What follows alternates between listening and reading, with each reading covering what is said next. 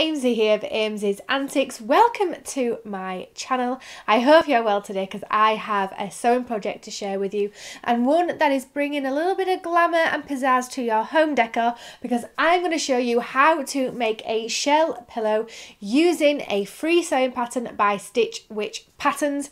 Try saying that when you've had a few. So yes, if you would like to see how to make this pillow and how to make your own shell pillow, then let's get sewing.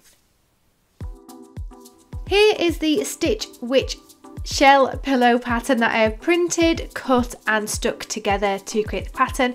And then the fabric I'm using for this is a cotton lining fabric, then this beautiful velvet which is like a tealy emerald, and I'll link it down below if you want to use the same. I think it's from Amazon. It's a lovely thick sturdy fabric. And then finally some batting, or as I like to use, pillow protector.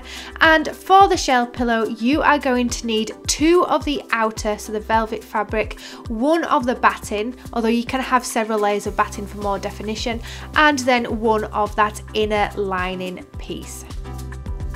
On the inner lining piece you just want to mark the lines of the shell definition, and I am doing it where I do a dot at the top and dot at the bottom, and then come in with a curved ruler to line them all up. However, if you have a tracing wheel and some carbon like copy fabric marking, you can do it that way as well. I don't have that, so I'm doing it this way.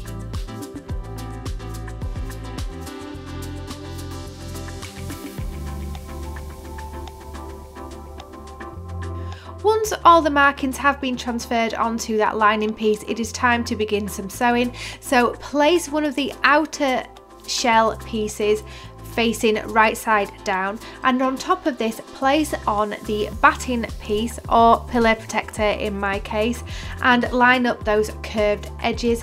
And then on top of this place on the inner lining piece with the markings just made facing right side up, so they're facing you. Then you want to pin or clip these together. I'm using clips because it is quite bulky.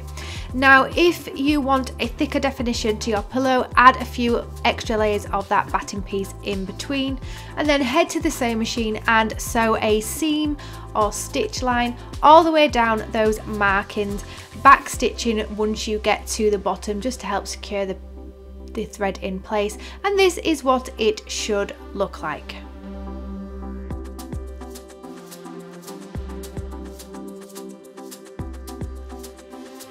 Then it's time to create the cushion.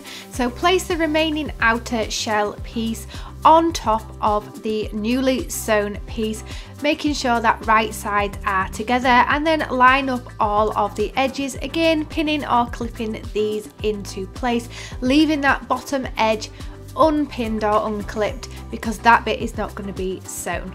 Then we're going to head to the sewing machine. And once on the sewing machine, you want to start on one of the bottom edges slightly in, again leaving that bottom open, back stitching, and then following the curves all the way around to the other side of the pillow, securing all of the layers together.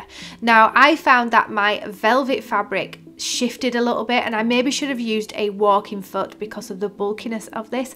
However, you live and learn, so do this as neatly as you can, and this is what it would then look like. Then use some pinking shears, or you can use normal scissors and just cut some notches. However, with the pinking shears it is cutting the notches in for you, and this will just help the curves lie flat once it is turned right side out. So once that seam allowance has been trimmed down and all the notches are placed in, turn it right side out, making sure all the curves are pushed out fully, and then you want to sort of press this just to help the seam set in.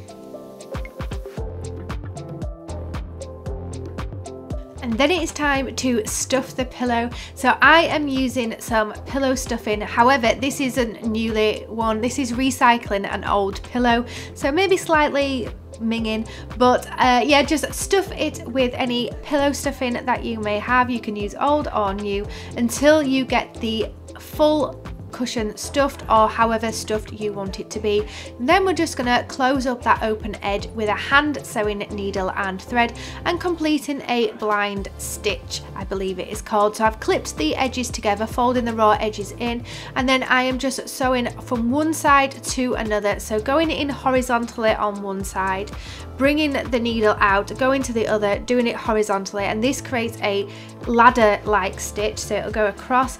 Then you just need to pull the thread once done and it will close up that gap, and then the shell pillow is complete.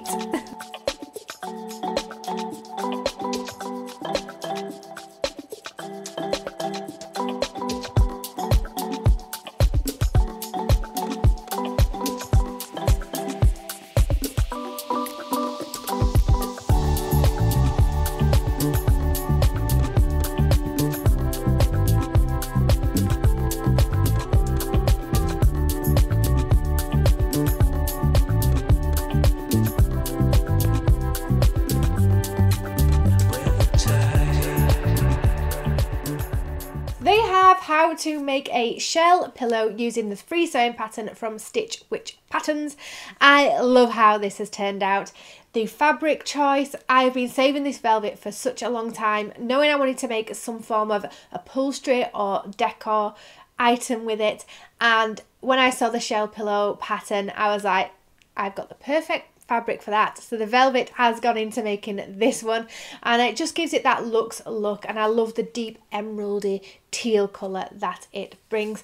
Now there are a few things that I would do differently. I didn't top stitch around the top edge of the pillow, and it does tell you to do that in the instructions, but somehow I missed it, and I think that would just give it a little bit more of a polished look, but I don't think it looks too bad.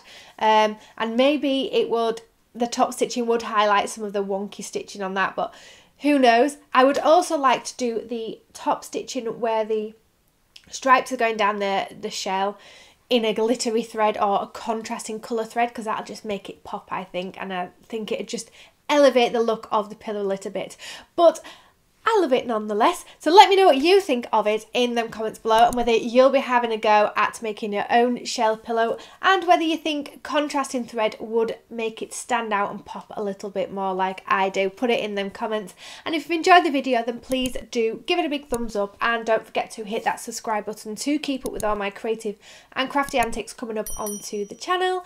I also have a blog, Ames's Antics, which is linked down below and up above for you to check out.